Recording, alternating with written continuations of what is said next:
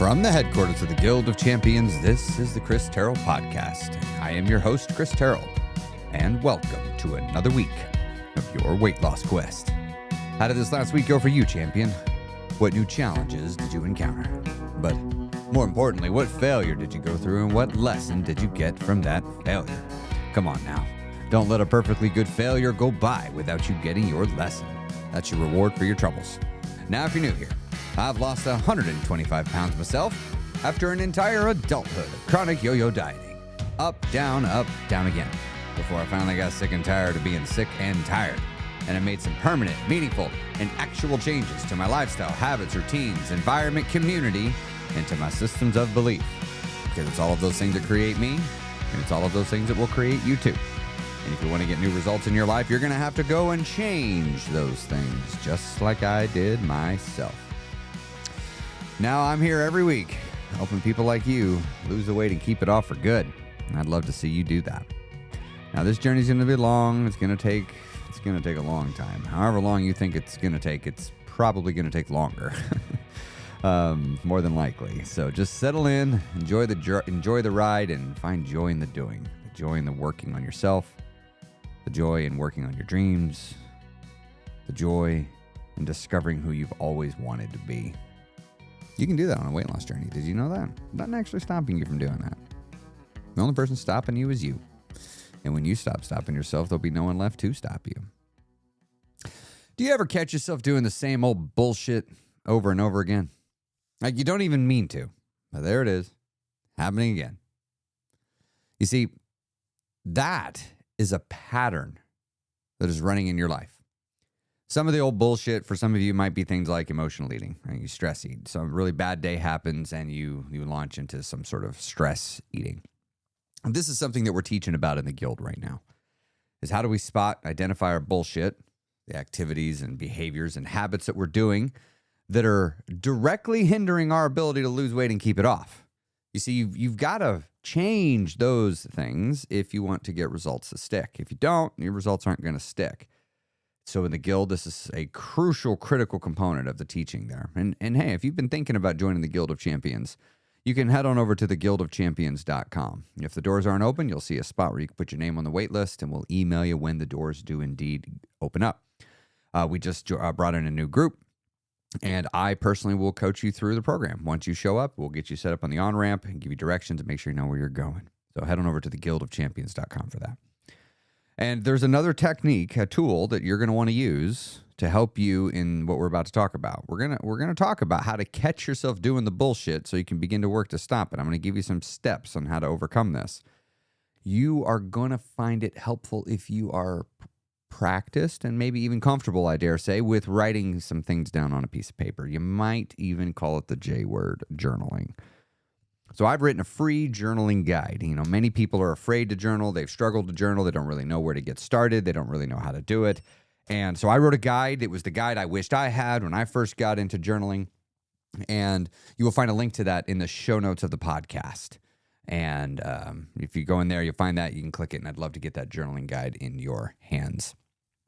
So let's talk about this, the bullshit activity that we always catch ourselves doing. So there's 4 stages to this. 4 stages. First, let's talk about what you've got to recognize, what the objective is. The bullshit behavior is a habitual pattern. As an example, a certain stressor shows up in your life. You react a certain way emotionally. Next thing you know, you find yourself handling that with food. You find yourself sitting on the couch at the end of the day, right after work, to decompress. You said you're just going to do it for 30 minutes. Next thing you know, you're there and it's 10 p.m. at night and you ain't got up yet, right? Now you're too tired. It's too far into the end of the day. You can't be bothered to go out and do any movement or anything, all right? That's the bullshit. But the bullshit could also be like you reacted volatilely, you reacted emotionally to things and maybe overreacted to something. That's the bullshit. You know, it's just these automatic responses that we have that are problematic, that mess with us. You know, it's where you basically might say something like, crap, I did it again. Now, some people, they get frustrated when they do that. They're like, crap, I did it again. And they're thinking there's something wrong. But actually, that's stage 1. And what I want to do to help you stop doing the bullshit is to work your way up the awareness ladder. All right, there's 4 stages that you're going to go through on this. The first one is retroactive awareness, is what I call it. It's where you're aware of a problematic behavior after you've already done it. Many of us, we don't want to do that, but it's an essential part. You have to look to your past and be like, oh, I think I might be doing some things that are hindering my ability to be successful. And you will begin to work your way backwards where your retroactive awareness is kicking in closer and closer and closer and closer till you're actually aware as you're doing it. That's stage 2, present awareness. I see myself doing the thing. I can't stop yet, but I see myself doing the thing. That is present awareness. Followed after that is intervention awareness. I see it happening. I'm trying to stop it in real time. I see it happening and I'm trying to stop it in real time. And you may or may not be successful. And then we have stage 4, which is mastery. I can stop it before it even starts. All right, now here's a key takeaway for you. You don't skip any of these stages. Many people want to, but you don't. You're on a ladder, right? You can't go from the bottom rung to the top rung without going past the rungs along the way. You can take your sweet time, right? Like if you're climbing a ladder, you can climb it slowly. There's nothing saying you got to climb your ladder quickly, but you also could, climb it quickly too. You don't have to go slow just because you can. Like once you're aware of a behavior, you could, in theory, catch it next time, next cycle, but sometimes that's going to be tricky. Sometimes it's going to be hard. Because often when you're reacting habitually, you're being taken over by something called habit energy, right? You're not fully in control because your ego is taken over. You're reacting on automatic responses. And all it takes is just 1/1000th of a second for it to slip away. It's really frustrating. You could think you got it. You could think you've stopped yourself the last dozen times from doing the bullshit, and then this time you don't, right? I know I emotionally ate in 2 months, you think to yourself, and then you do it tomorrow, right? You didn't even see it coming. But that's all part of the journey. It is all part of the journey. And I'm not going to have time in this week's podcast to go into all the details on what you do with this. This is actually a part of the program I'm teaching on Wednesdays in the guild called NeuroShift. It's my intermediate and advanced mindset course. It's fantastic. It's the stuff it's the life-changing stuff, right? I mean, that's what it is. It's a program I'm taking a year to teach people how to do. We started it in January. But I can give you a few tips. I can give you a few tips that'll help. So let's talk about what to do once you've achieved present awareness, right? Like you're aware you're doing the bullshit as you're about to do it. Like I'm about to emotionally eat. I'm aware I'm about to emotionally eat. What do you do in that moment? You finally have found yourself at a place where you can be present as you're doing it. You're consciously listening to your thoughts. One of the things you can do is you can challenge your thought. You can ask yourself, wait a minute. Am I actually hungry right now, or am I eating for some bullshit reasons? Like, am I actually hungry? That's what you're trying to get to. You're trying to get to that place where you can ask yourself that question. You could reframe the perspective. You could say, like, all right, this thing that's stressing me out. Is there another way I could look at this? Is there a way I could look at this that's not so stressful? Now, you're going to find this difficult because if you have already emotionally connected to what is happening, you are going to be potentially unable to turn it around at this point. You might have to just ride it out. You might just be stuck in your emotion and there might be nothing you can do till you settle down. I mean, that could be. It's not bad. It's not bad if that happens. This is part of the journey. Look, the pathway to healing, the pathway to getting control of your mind again is not a simple one and it's not a pain-free one, right? You're going to have to look at yourself in these moments and you're going to see yourself about to misbehave. And you're going to know you don't actually want to do it. And then you're going to do it sometimes. And it's going to be really tempting to kick yourself when you're down in that moment. It's going to be really tempting to do that. And you're going to have to not do that, as tempting as it's going to be to do it. Because if you kick yourself when you're down, you won't keep going back there to look at it. And it is right there in the moment when you're doing the bullshit. That's where the growth and the change occurs. Right? So another thing you can do if you catch yourself about to do some bullshit is to relocate your ass into a completely different environment. Just change the scene. It's amazing. You can't always do it, but when you can, it's amazing how well it works to just change the scene. Put yourself in an entirely different circumstance and you will behave differently. You will behave differently.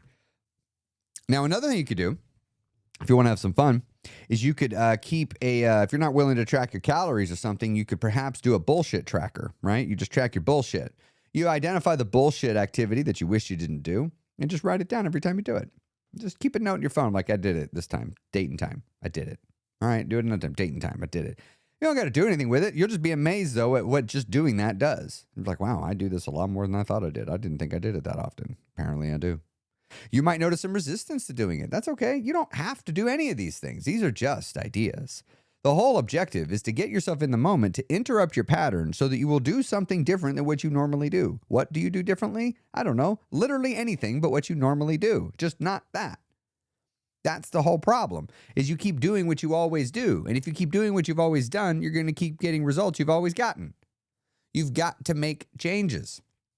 You've got to learn to pause in the moment, reflect on what is happening, and then proceed forward. Look, if you don't control your thoughts control you. And guess what? Most of the thoughts that you have were installed without your permission. A lot of these habits that you do, you picked up when you were younger. You picked it up by modeling your peer group around you. You didn't actually critically think about, is the way I'm living the way I actually want to be living? Many of you, if you look around your life and go, is this actually how I truly wanted to be living? Like if I designed my life by design, is this what I designed? And many of you be like, no, this isn't. Did you know you could change it? Did you know no matter how far you are into your life, you could just change your life and make it be what you want? But the reason why we don't do that, though, is because we keep thinking it's everybody else that's the problem. You ever realize that you're in your own way? You see, the reason why you're not having the life you want to have is because you haven't figured out how yet. The number one person that's in your way is you. And congratulations for realizing that. That's step one. Now you can do something about it. You know, on my journey, I had to realize that the number one impedance to success and progress is myself. And that's a good thing because I can actually do something about that. If it was other people, there's nothing I can do. Absolutely nothing I can do. And as you're going through this journey of working on stopping your bullshit and getting present awareness as you're about to do whatever the bullshit is you're going to do, you're going to notice your head is filled with all these, we could call them thoughts. All these different ideas are going to be swirling around in your head about what you should do, about what you shouldn't do, about what's right, about what's wrong. But the thoughts in your head aren't facts. They're just thoughts, right? You are not them. Just because you thought it doesn't make it true. Just because you thought it doesn't make it good. It doesn't make it bad either. It's just a thought. It's just an idea. It's a comment section on a social media post. It's just notions. You can challenge the thoughts in your head. You don't have to blindly accept them for as they are. And, look, don't set yourself up for disappointment by creating some sort of silly expectation like that you're just going to wake up one day and stop self-sabotaging, stop doing your bullshit, stop taking steps backwards. Don't set that expectation. If you set that expectation, you're going to be discouraged because you're going to self-sabotage. I mean, you're going to. The path to success, though, is learning to catch it when you're about to do it. First step is just being able to catch that you're about to do it. Then as you get really good at that, even though you're probably going to still keep doing it, you begin to interrupt it. You've seen it enough times and you've figured out how to throw a monkey wrench into your own habits. And then you recondition a new response. So you catch it, you interrupt it, and then you recondition a new response. I want you to ask yourself this question right now. And I'm just going to ask it, and we're just going to sit with it for just a few seconds. I'm even going to bring up a little music, right? Let's see, what's the right one? I think we're going to do, we're going to do that one. All right, here we go. Here's the question. What's one habitual thought pattern? What is a particular activity that you keep doing that keeps setting you back? I want you to think about it. I really want you to think about it.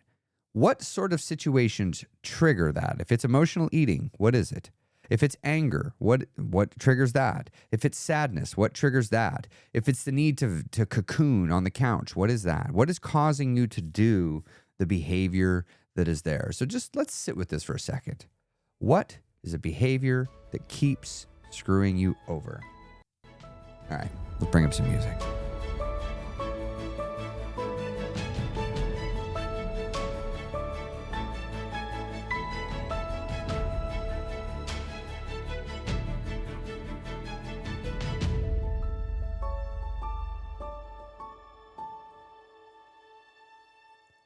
I've found something that I do that keeps messing me up. I found something. Yeah, I haven't found something in a while. Not a big one, but I found a big one. I have a pretty big fear of being misperceived, which is interesting, considering that I generally, if you were to walk up and ask me, I'd say, like, I don't really care what people think about me. And that's led to me having a blind spot. I was so eager to make sure that I didn't allow myself to be bothered by the opinions of others of me. That there was a problematic belief that was hiding in plain sight that caused me to react negatively whenever it was triggered. That was this need to be perceived correctly.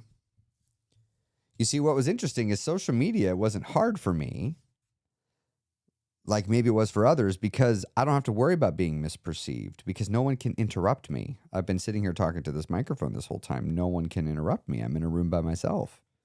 I get to just say what I want to say. I get to explain it fully without being cut off. But in real life, real life's not like a podcast.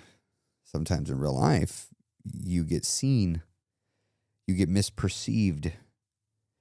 And I noticed just recently, whenever that happens, I react poorly. And it's interesting. My reactions are very quick. They're very sudden when that happens. And I'm not proud of it. And I, in fact, don't like it. And I don't always do it. But here's the difference. I didn't know that bothered me until just like a week ago, because I didn't think I cared. But I didn't understand there's a difference between not caring what people think about me and caring that people misunderstand me. I don't like being misunderstood. And therefore, I had this chronic urge to be understood. And that has been fucking up my life in so many ways that I didn't even know. And I only just last week discovered it. Now, on my weight loss journey, I discovered all sorts of things like this. It was like weekly discoveries there for a while. But now I found this one, and it's like, all right, I know what to go work on. And now I know the bullshit. When I get upset and get frustrated and get angry at people because I'm not being heard, like, now I know, all right, when I feel this feeling, I need to just be quiet, not talk. And of course, all the voices in my head are like, no, you need to say something. They're getting it wrong. They're not correctly quoting you. And I've had to let it go.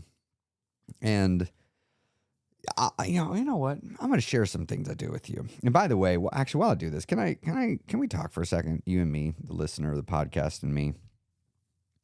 I have been doing this podcast now for 201 episodes. Today is the 201st episode of the podcast. I have grown so much since I first started doing this podcast. And I have spent 200 episodes talking about weight loss and helping people with that. And don't get me wrong, it's important, but I have changed. I've grown. I've learned so much. But also, I do maintenance too. Like, maintenance is a big deal. Did you know I have a maintenance program? Like, in the guild, I teach maintenance. Like, I think about this a lot. And I've moved to working on mental health as like just the fundamentals of mental health as like a major component of what I'm wanting to do. Emotional eating has become a major part of what I do. And I'm sharing this with you because I need to pivot. I need to adjust. You can't see it. But the studio's almost done. I've been rebuilding the studio so I can do interviews in studio. That's coming. Like, that's happening. That's a change that's coming. But also, I want to talk about other topics. I want to get deeper. I want to get more real about being a person. I want to go beyond weight loss. And I feel that 200 episodes with weight loss being the main focus is enough.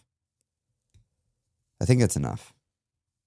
And if it's not enough, I've got over 300 hours in the guild, and I'm planning to keep releasing more content there. And it's not that I'm not going to talk about weight loss content. I am.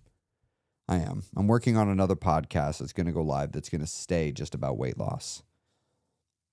But I just wanted to let you know, I don't have any official announcements right now. I'm just giving you a heads up as a faithful listener of the podcast that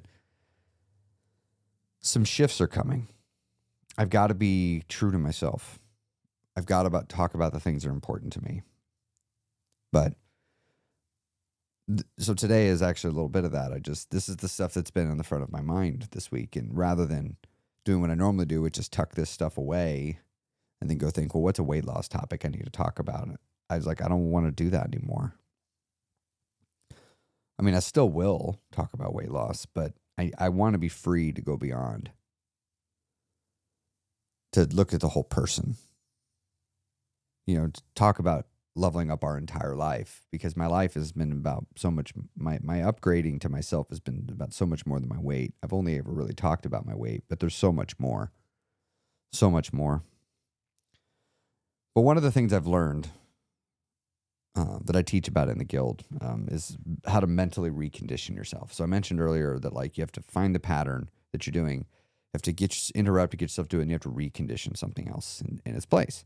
Well, I know how to do that, and I teach other people how to do it. And there's several techniques, but one of the techniques is to repetitively listen to new ideas. And so I have an audio file.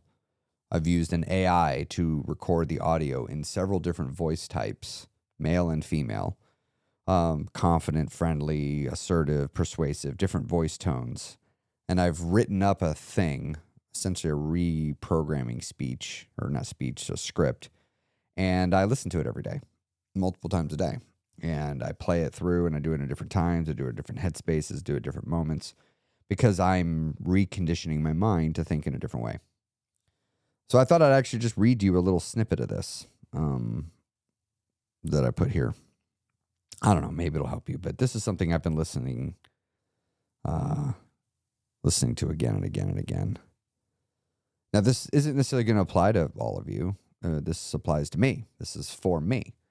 But I wanted to share with you, maybe because no one's ever shared anything like this with me. And this works, and I've been doing this for years, making special things for me to listen to. And I usually don't share them with anybody. But let me read this to you. And again, this is just a piece, just an excerpt. The reality of misunderstanding. Chris, you will be misunderstood. It is inevitable. It is part of being human. You can say the same sentence to 10 people, and they will each hear something different, because no one hears you. They hear their version of you. If someone is insecure, they will hear criticism. If someone is bitter, they will hear manipulation. If someone is jealous, they will hear arrogance. If someone is self-aware, they will hear truth. But none of those versions are you, Chris. They are simply the filters of their own minds projecting themselves onto you. So tell me, Chris, why would you ever let yourself suffer because of someone else's projection? What they think is none of your business.